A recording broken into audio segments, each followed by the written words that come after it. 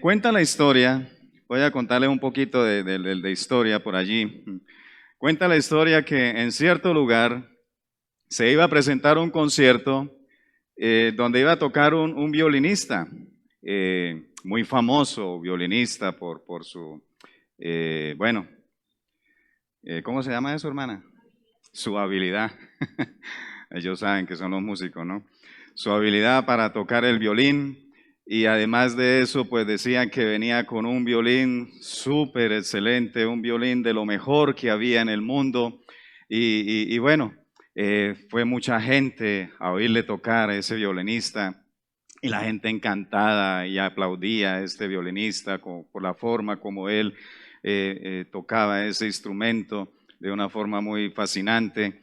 Y bueno, la gente quedó maravillada, encantados, o sea, fue algo espectacular para ellos, pero al final cuando él terminó de tocar su obra allí, él cogió el instrumento musical y lo partió aquí en las rodillas. Pues la gente quedó impresionada con eso. Dijo, bueno, tendrá mucha plata, ¿no?, para comprarse otro violín de esa calidad. Pero después de que él partió ese violín, fue y sacó otro violín y les dijo, este sí es el violín que es un buen instrumento. El que acabé de partir allí era un mal violín, o sea, no era un instrumento de los buenos. Este sí es el bueno. Bueno, lo que nos dio a entender esto es que no se trata del instrumento, ¿verdad?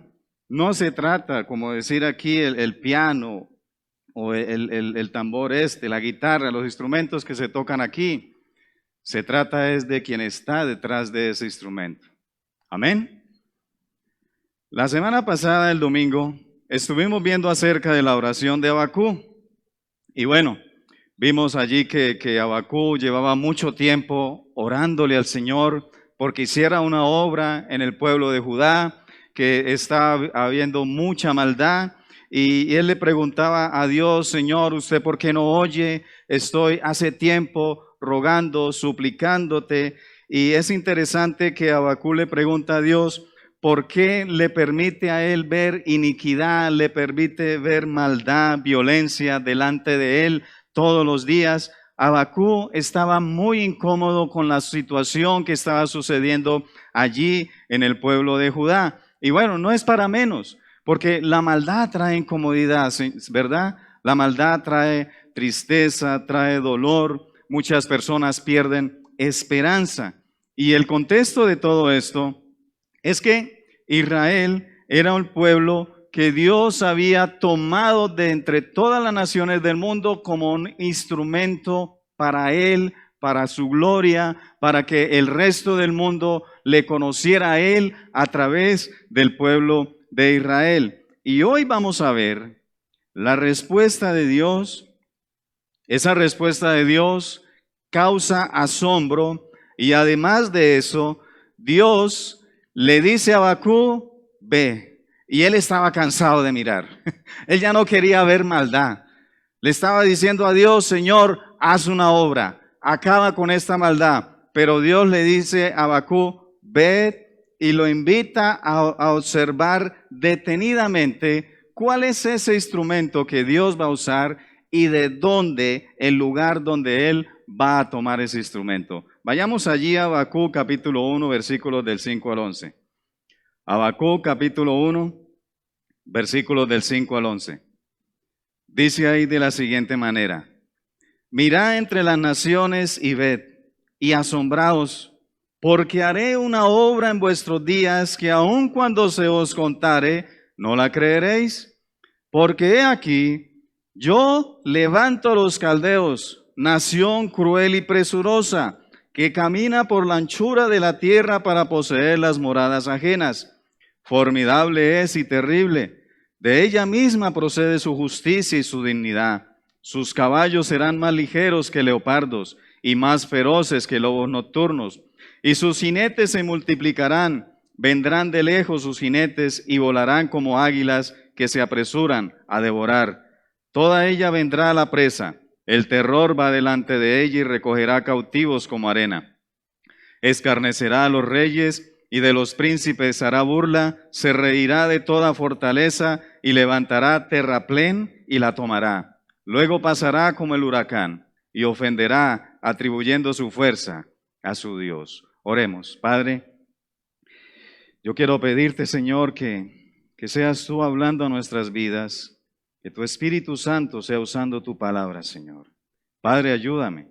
Ayúdame a dar el mensaje que tú tienes para nosotros, para tu iglesia, para todo aquel, Señor, que está oyendo esta transmisión, Padre Santo. Ruego, Dios, para que tu nombre sea glorificado en medio de todo esto, Padre. Gracias te doy, Señor, en el nombre de tu Hijo. Amén y amén. Muy bien, iglesia, el contexto, como les venía diciendo, es que el pueblo de Israel era una nación que Dios había escogido para mostrar su gloria al resto del mundo. Para ellos, pero ¿qué sucedía? Ellos no estaban cumpliendo con ese deber, no estaban cumpliendo con ese propósito, estaban siendo desobedientes a la palabra de Dios. Y Dios había tenido mucha paciencia con ellos, al igual que con todo el resto de las naciones, había tenido mucha paciencia, pero Dios tenía que llegar el momento en que había que exhortarlos para que volvieran a Él, y para eso habría que castigarlos. El castigo era precisamente lo que Habacuc estaba pidiéndole a Dios. Pero en primer lugar, lo que vamos a ver en esta mañana, aquí en base a nuestro texto que acabamos de leer, en primer lugar es que vamos a ver es el lugar donde Dios obra. El lugar donde Dios obra. Y bueno, Dios manda a Habacuc a mirar a las naciones, ¿sí? Él estaba pidiendo que Dios hiciera una obra con su pueblo, con su nación. Y le dice a Habacuc, mira a las naciones. Dios manda a Habacuc a mirar detenidamente las naciones. ¿Qué es lo que sucede? Para el pueblo de Israel, las naciones, el resto de las naciones del mundo, para ellos significaba el pueblo impío. Era donde estaban las personas malas, la gente de segunda, la gente perversa. Ellos, Israel, eran los amados de Dios, era el pueblo escogido de Dios. Israel tenía el templo, tenía los sacrificios por lo cual llegaban allí en el templo a la presencia de Dios. Tenían la ciudad de David y tenían todo lo que representaba para ellos ser el pueblo elegido por Dios. Hermanos, y podemos mirar nosotros, así como Habacuc, como Dios le dijo a Habacuc, mira las naciones, que para ellos representaban la maldad, la perversidad, gente que a Dios no los escogió. Y nosotros podemos enfocar nuestra vista y mirar hacia nuestro alrededor, mirar en el mundo que nos rodea y podemos ver que hay mucha maldad. Hay mucha maldad en este mundo y cada vez se vive incrementando de esa maldad. Hay violencia, hay asesinatos, hay violaciones, hay toda clase de barbaridades que salen día a día. La mamá mata a su bebé, como escuché en estos días. El hijo mata a su papá. Tantas cosas que suceden a nuestro alrededor. El mundo está lleno de maldad. Y es que la Biblia dice en Primera de Juan capítulo 5 versículo 19. Primera de Juan 5, 19 dice, sabemos que somos de Dios y el mundo entero está bajo el maligno. El mundo entero está bajo el maligno. Satanás tiene dominio sobre este mundo y él se encarga de mantener la gente lejos de Dios. Él se encarga, de entretener a las personas enfocados en otras cosas, enfocados en sí mismo, enfocados en las cosas materiales, en los placeres de esta vida y mantenerlos de Dios tapándole los ojos, vendándoles para que no le resplandezca el evangelio a las personas de este mundo. En 2 Corintios capítulo 4, versículo 4, dice, en los cuales el Dios de ese siglo cegó el entendimiento de los incrédulos para que no le resplandezca la luz del evangelio de la gloria de Cristo, el cual es la imagen de Dios. Bien, Satanás tiene dominio sobre este mundo. El mundo entero está bajo ese dominio. Pero esto no quiere decir, hermanos, que Él gobierne el mundo completamente. Él no lo está gobernando completamente, porque Dios sigue siendo soberano. Por encima de todo, Dios sigue siendo soberano. Dios en su infinita sabiduría, Él ha permitido que Satanás opere en este mundo dentro de unos límites que Dios le ha puesto. De esos límites Satanás no puede pasar si Dios no lo permite. Cuando la Biblia dice que Satanás tiene poder sobre el mundo, debemos recordar que Él tiene un dominio sobre los incrédulos. Gracias a Cristo, querido hermano, que has creído en Él y que ahora tienes una salvación segura en Él. Gracias a Él, el creyente ha sido librado, ha sido trasladado de ese reino de las tinieblas, del dominio de Satanás, al reino de su amado Hijo. Allí en Colosenses capítulo 1, versículo 13, Colosenses 1:13 dice, el cual nos ha librado de la potestad de las tinieblas y trasladado al reino de su amado Hijo. El creyente ya no está bajo la potestad de Satanás. Gloria a Dios por eso. Y Dios no permite que Él toque un hijo de Él a menos que Él se lo conceda, a menos que Dios le permita, así como le permitió tocar a Job. ¿Qué hizo Satanás? ¿A quién le pidió permiso? A Dios, ¿verdad? Fue y le pidió permiso a Dios para tocar a Job. Y Dios que le dijo, ve, vaya, pero no toque su vida. Es lo único que no podía tocar. Satanás tiene dominio sobre este mundo. Y nosotros podemos ver con nuestros ojos cuál es el resultado del dominio de Satanás, que un día allí en el huerto de Edén, a Adán le entregaron a través de su pecado el dominio a él. Y toda la humanidad y todo este mundo se echó a perder por el pecado y quedó bajo maldición. Pero Dios sigue siendo soberano. El no creyente, el que aún no tiene seguridad de la vida eterna, el que aún no ha recibido el Evangelio, él está cautivo a voluntad de Satanás. Dice en 2 de Timoteo capítulo 2, versículos 25 y 26, dice que con mansedumbre corrija a los que se oponen, por si quizá Dios les conceda que se arrepientan para conocer la verdad y que escapen del lazo del diablo en que están cautivos a voluntad de él. El no creyente está cautivo a voluntad de Satanás. Y Satanás lleva a las personas a hacer tantas barbaridades, tantas locuras, usando sus pasiones pecaminosas, usando su orgullo, usando todas esas metas que ellos se proponen, que con tal de alcanzar sus objetivos, arrastran con los demás, pasan por encima de los demás y no les importa a los demás porque lo que les importa es ellos mismos. Sin embargo, por encima del dominio de Satanás, Dios obra a través de instrumentos. Hay un mundo lleno de maldad donde no había nada útil para tomar. En segundo lugar, estamos viendo aquí que podemos contemplar la increíble obra de Dios. Y en primer lugar, hemos visto que hay un lugar donde Dios obra y es en un mundo de maldad. Y en segundo lugar, vemos el carácter del instrumento de Dios. Entonces, volvemos otra vez a nuestro texto. Dios le ordena a Habacuc mirar detenidamente el lugar de donde él va a sacar un instrumento para su obra.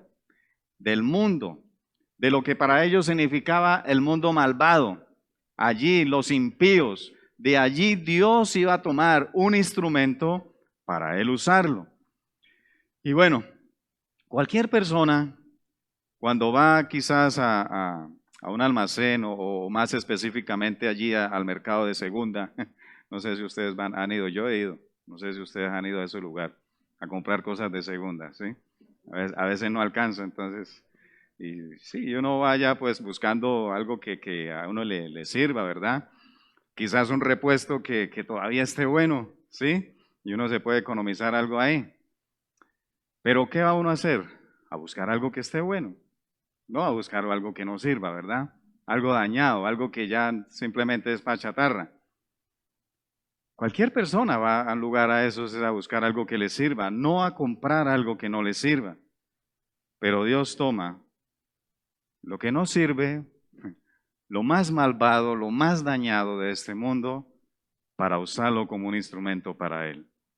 Dice en Habacuc capítulo 1, versículo 6, dice, porque he aquí, yo levanto a los caldeos, nación cruel y presurosa, que camina por la anchura de la tierra para poseer las moradas ajenas.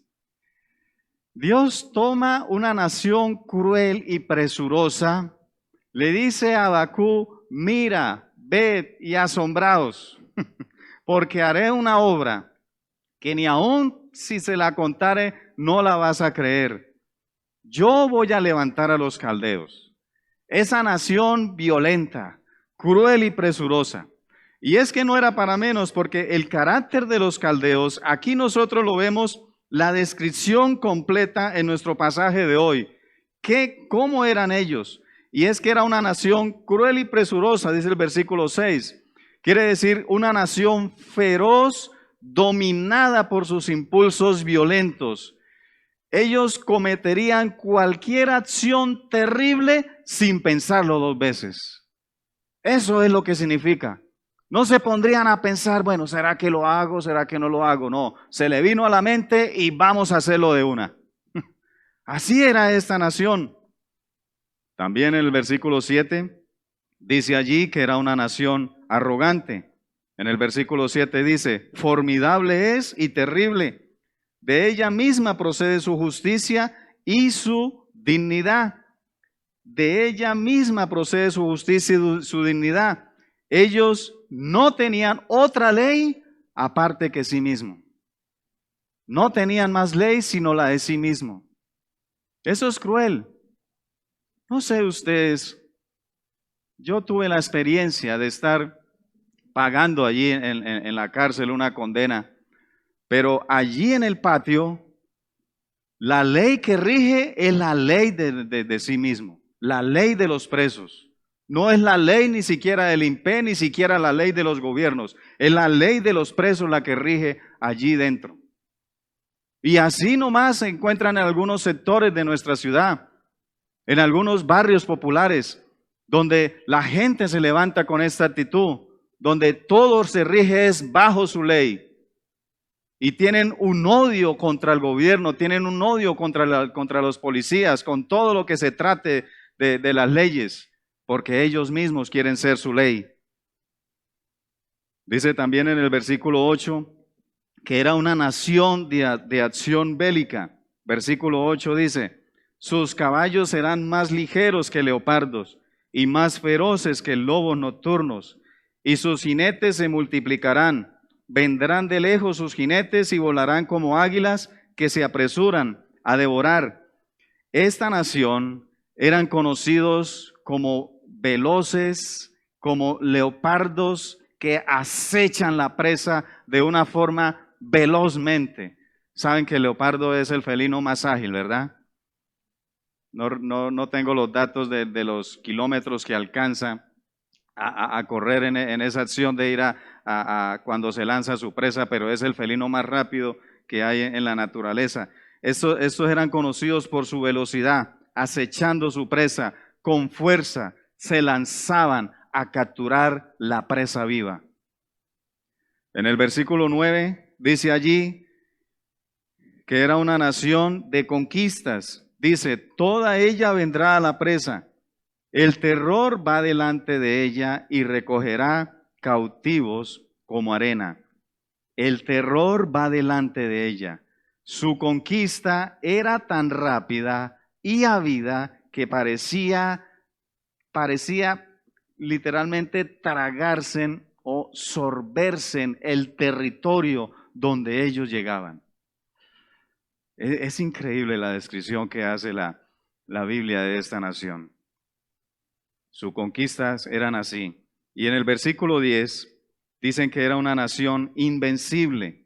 Versículo 10 dice, escarnecerá a los reyes y de los príncipes hará burla, se reirá de toda fortaleza y levantará terraplén y la tomará. Quiere decir que ninguna potencia parecía ser capaz de detener el avance de estos caldeos. Y cuando dice aquí que levantará terraplén, si ustedes se preguntan, gracias por preguntar, ¿qué significa eso? Levantarán terraplén, se refiere a una táctica militar de levantar. Ustedes conocen la historia que en aquellas ciudades levantaban muros, que era de protección, ¿verdad? Muros alrededor de la ciudad, que eso ayudaba a proteger de los ataques. Eran unos muros bastante altos. Pero ¿qué hacían ellos para pasar por encima de esos muros? Pues levantaban otros, ellos mismos, a la misma altura de esos muros, para ellos subir, ellos escalar. ¿Y qué es lo que sucedía entonces? Cuando llegaban aquí, quedaban al mismo nivel los atacantes y los que estaban siendo atacados por ellos. Ellos levantaban terraplén. En el versículo 11 dice que era una nación vanagloriosa. Luego pasará como el huracán y ofenderá atribuyendo su fuerza a su Dios. Ellos deificaban su propia fuerza.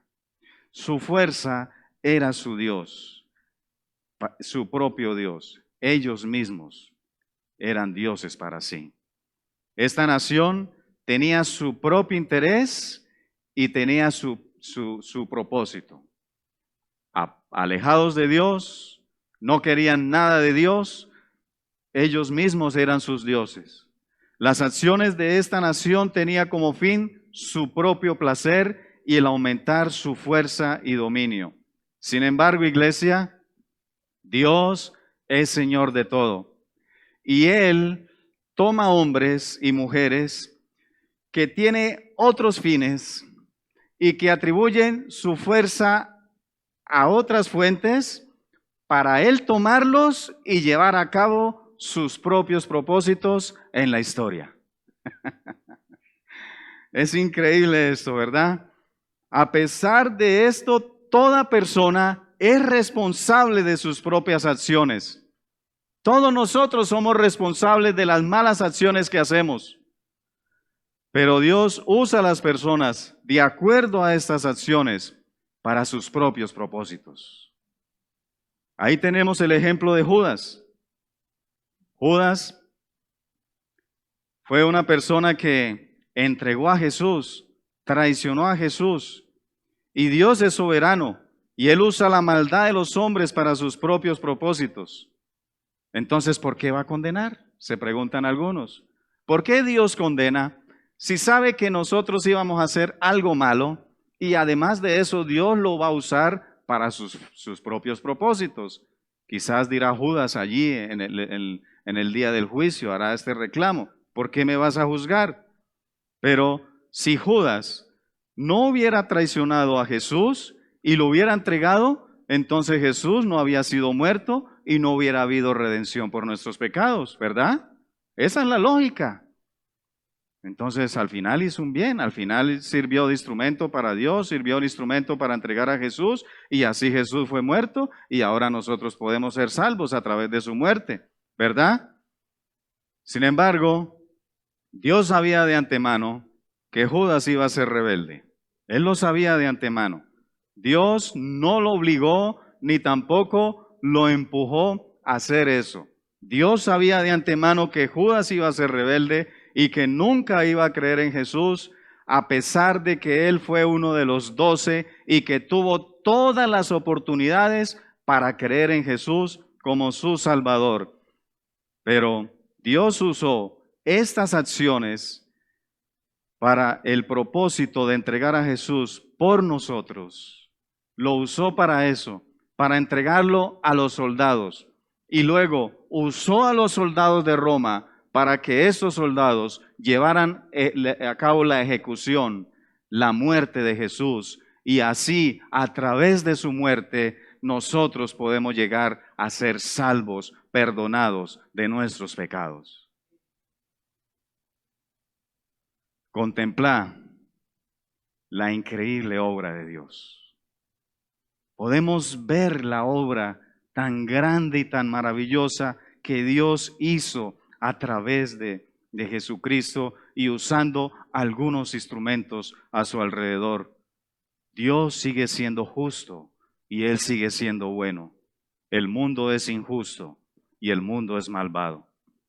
Miremos el carácter de las personas. Segunda de Timoteo capítulo 3, Segunda de Timoteo capítulo 3, versículo del 1 al 5 dice: también debes saber esto, que en los postreros días vendrán tiempos peligrosos, porque habrá hombres amadores de sí mismos, ávaros, vanagloriosos, soberbios, blasfemos, desobedientes a los padres, ingratos, impíos, sin afecto natural, implacables, calumniadores, intemperantes, crueles, aborrecedores de lo bueno, traidores, impetuosos, infatuos, amadores de los deleites más que de Dios, que tendrán apariencia de piedad, pero negarán la eficacia de ella. A estos evita. Hay una lista de descripciones allí y a lo último dicen que algunos tendrán apariencia de piedad. O sea, aún hay allí dentro de las iglesias estas personas que tienen así este carácter, tienen ese propósito en la vida solamente de hacer maldad. Nosotros tenemos una idea equivocada. Nosotros pensamos que ante los ojos de Dios hay personas menos malvadas que otras, ¿verdad? Pensamos que el que es asesino, el que es el criminal, el violador, ese es más malvado, peor que aquel que únicamente dice mentiras o quizás se robó un borrador o un lapicero allí en la oficina. Aquel es peor que el otro. Tenemos esa idea equivocada. Pero hermanos, ante los ojos de Dios, todo pecado merece castigo. Las mentiras merecen juicio. El adulterio merece juicio. Todo será puesto en evidencia en el día del juicio y todo pecado vendrá a castigo y el castigo es un infierno allí en la eternidad. La gente intenta tener esperanza en los hombres y por eso la gente va detrás del político, detrás de la persona que está prometiendo cosas buenas, porque quieren tener esperanza en algo, que quizás alguien les está brindando esperanza, hermanos, pero en los gobiernos hay corrupción, lo podemos ver con nuestros ojos. Ved a las naciones, los gobiernos hay corrupción, en las fuerzas públicas hay corrupción, en el ejército, en la policía, en todas partes. ¿Por qué? Porque estamos llenos de maldad. El mundo está lleno de maldad. Y sin embargo, ¿qué dice la Escritura en Romanos capítulo 13, versículo 1 en adelante? Dice: sométase toda persona a las autoridades superiores, porque no hay autoridad sino de parte de Dios, y las que hay por Dios han sido establecidas. ¿De qué está hablando aquí? De los gobiernos, ¿verdad? Mire lo que sigue diciendo: de modo que quien se opone a la autoridad, a lo establecido por Dios resiste, y los que resisten acarrea condenación para sí mismos, porque los magistrados no están para infundir temor al que hace el bien, sino al malo.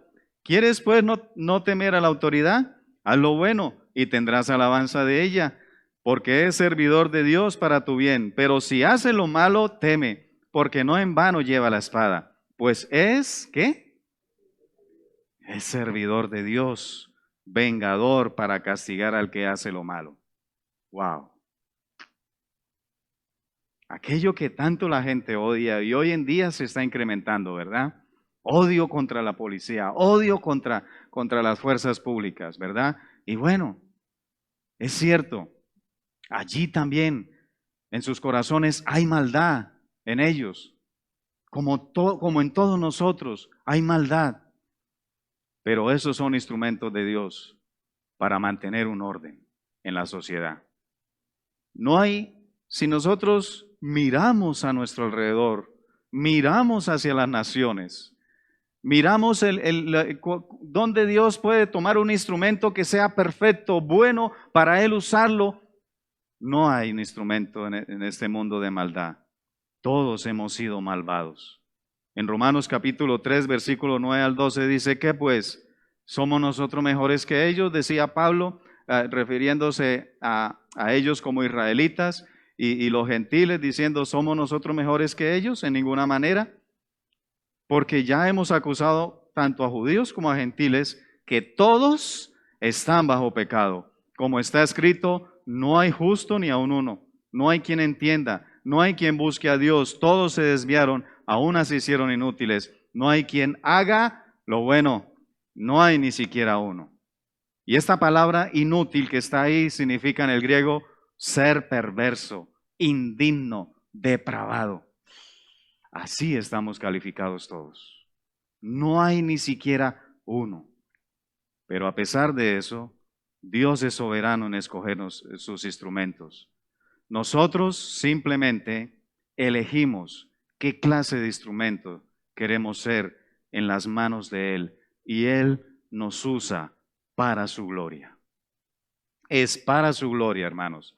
Dios usa la maldad del mundo para sus propósitos. La pregunta no es ¿por qué Dios usa la maldad? Esa no es la pregunta. La pregunta es ¿por qué Dios quiere hacernos un bien usando instrumentos a pesar de que nosotros merecemos es un castigo? En Romanos capítulo 9, versículo 17, allí hablando de Faraón, que fue otro instrumento más de Dios. Faraón dice, la Escritura dice a Faraón, para esto mismo te he levantado, para mostrar en ti mi poder y para que mi nombre sea anunciado por toda la tierra. Dios quiere que todos le conozcan como su Salvador y que todos tengan esperanza es en Él. Y no había ningún instrumento bueno en nosotros, solamente hubo un instrumento perfecto en las manos de Dios y ese fue Jesucristo, que aunque fue tentado, no hubo pecado en Él. Él fue el instrumento perfecto en las, en las manos de Dios. Y a través de Él, cuando llegamos a Él y le reconocemos como nuestro Salvador, reconociendo nuestro pecado, reconociendo que necesitamos su salvación, que lo necesitamos como nuestro Salvador, y llegamos a ser justificados por medio de Él y por medio de Él, Dios nos puede usar. Perdón. Qué pena con ustedes. Y por medio de Jesucristo, Dios nos puede usar para un bien, para que su nombre sea llevado por todas partes, para que todos le conozcan a Él y para que Él se lleve la gloria de todo. Así como el violinista usó un instrumento malo y todo mundo lo aplaudía y bravo, qué buen músico y qué buen instrumento, pero después se dieron cuenta que el instrumento no era bueno, era el músico.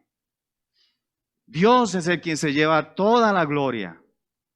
Es Él el que está detrás de todo lo que sucede a nuestro alrededor, hermanos. No nos afanemos cuando suceden cosas que no entendemos. No te afanes. Sigue adelante, sigue confiando en Dios. En tercer lugar, tenemos que Dios obra en ti y a través de ti. Dios usó a Israel. Como hemos visto, Dios amó a Israel no porque fuera el mejor pueblo.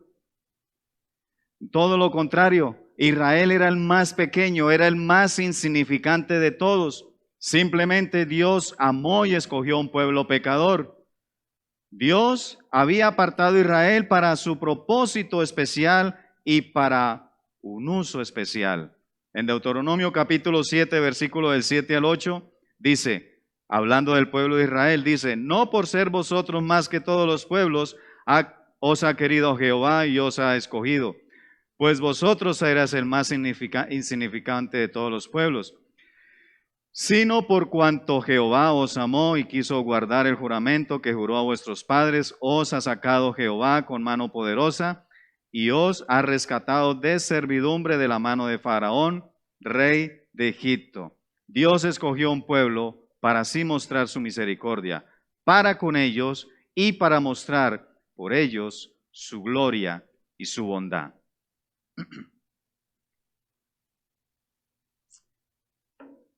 Entonces, tenemos que Dios usó a Israel, no por ser mejor.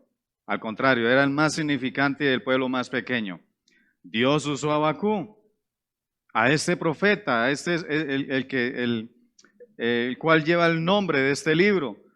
Dios lo usó y gracias a eso, hoy en día, podemos entender a través de las Escrituras cómo es que podemos seguir confiando en Dios a pesar de las circunstancias. Todo por medio de este libro. Habacuc 2:2 dice, Jehová me respondió y dijo, escribe la visión. Le mandó a escribir y declárala en tablas para que corra el que leyere en ella. Ahora, Dios usa la iglesia. De la misma manera como Dios usó a Israel, siendo ellos los más insignificantes y los más pequeños. Los amó simplemente porque los amó. Los usó para mostrar su gloria a las naciones. Así Dios usa la iglesia. En 1 Corintios capítulo 1, versículo 26 al 29 dice, hablando de que lo que nosotros somos, dice, pues mirad, hermanos, vuestra vocación, que no sois muchos sabios según la carne, ni muchos poderosos, ni muchos nobles, sino que lo necio del mundo escogió Dios para avergonzar a los sabios, y lo débil del mundo escogió Dios para avergonzar a lo fuerte. Y lo vil del mundo y lo menospreciado escogió Dios, y lo que no es, para deshacer lo que es, a fin de que, ¿qué? De que nadie se jacte en su presencia. ¿Por qué? Porque la gloria es de Dios. Nadie se puede jactar en su presencia. Sea lo que hagamos, sea lo que seamos, es porque Dios lo ha permitido y porque Dios nos usa como usando aquel violín barato. Así es como Dios nos usa a nosotros. Dios nos amó no por ser mejores que otros, pues estábamos todos en la misma condición delante de Dios. Nos salvó y quiere mostrar a través de nosotros su gracia y su bondad. En Efesios capítulo 2, versículo del 1 al 7 dice, y Él os dio vida a vosotros cuando estabais muertos en vuestros delitos y pecados. Estábamos muertos en nuestros delitos y pecados. Dice, en los cuales anduvisteis en otro tiempo, siguiendo la corriente de este mundo, conforme al príncipe de la potestad del aire, el espíritu que ahora opera en los hijos de desobediencia, entre los cuales también todos nosotros vivimos en otro tiempo, en los deseos de nuestra carne, haciendo la voluntad de la carne y los pensamientos, y éramos por naturaleza hijos de ira, lo mismo que ¿quién? Que los demás, pero Dios, ahora viene, pero Dios, que es rico en misericordia, por su gran amor con que nos amó, aun estando nosotros muertos en pecado, nos dio vida juntamente con Cristo, por gracia sois salvos.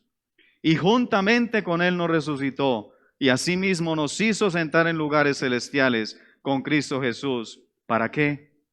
Para mostrar en los siglos venideros las abundantes riquezas de su gracia y su bondad para con nosotros en Cristo Jesús. Ese es el propósito, hermano, por el cual tú has sido salvo. Dios obra a través de la iglesia para que el mundo incrédulo no te conozcan a ti, sino que le conozcan a Él a través de ti. Hermanos, O querido amigo o amiga que me estás escuchando y que aún no has creído en Cristo como tu Salvador.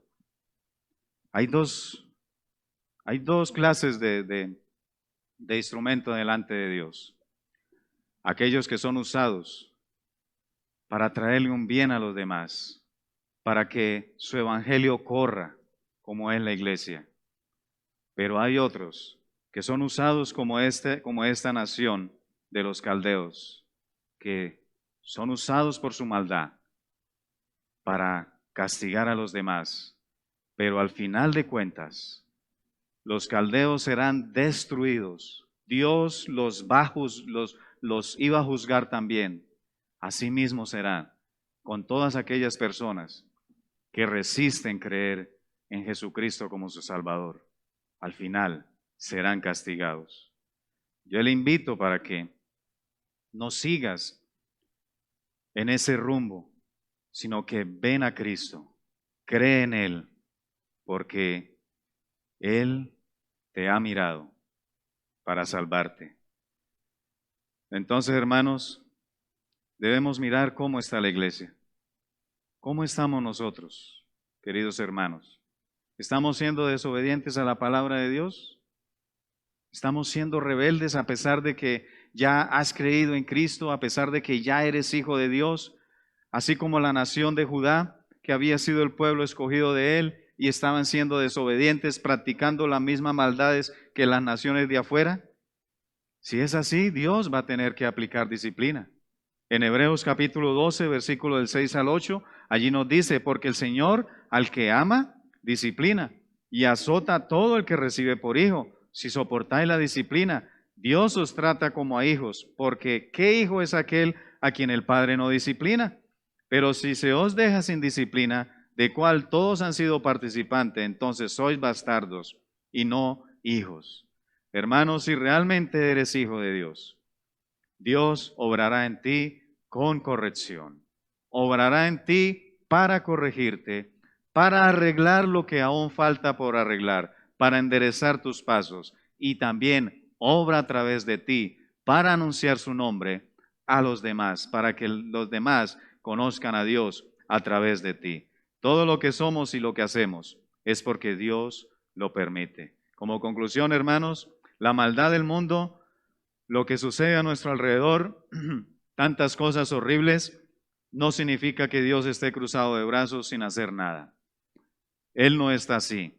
Él está haciendo una obra. Y una obra que asombra a algunos. Y muchos no la creen porque no ven a Dios detrás de todo lo que está sucediendo. Dios está obrando aún en lo que no entendemos. Dios está obrando todo el tiempo en ti para que también pueda obrar a través de ti. La pregunta es en esta mañana, ¿qué clase de instrumento eres? Amén. Vamos a orar. Señor, gracias te doy, Padre, por tu palabra. Gracias te doy, Señor mío, porque a pesar de lo que éramos, Señor, a pesar de lo que hemos hecho, has hecho una obra grande y maravillosa, Señor, a través de tu Hijo, y es de traernos la salvación, Padre Santo. Es de llegar a ser justificados, y más que eso, Dios, llegar a ser instrumento útil en tus manos para expandir tu palabra, para que todos te conozcan a ti, Señor. Te pido, Padre, por aquellas personas que aún no han reconocido esto, Padre Santo, para que ellos puedan ser trasladados del dominio de Satanás al reino de tu amado Hijo, Padre Santo. Señor, te doy muchísimas gracias, Padre, en el nombre de tu Hijo, Dios. Amén y amén. Bien, iglesia.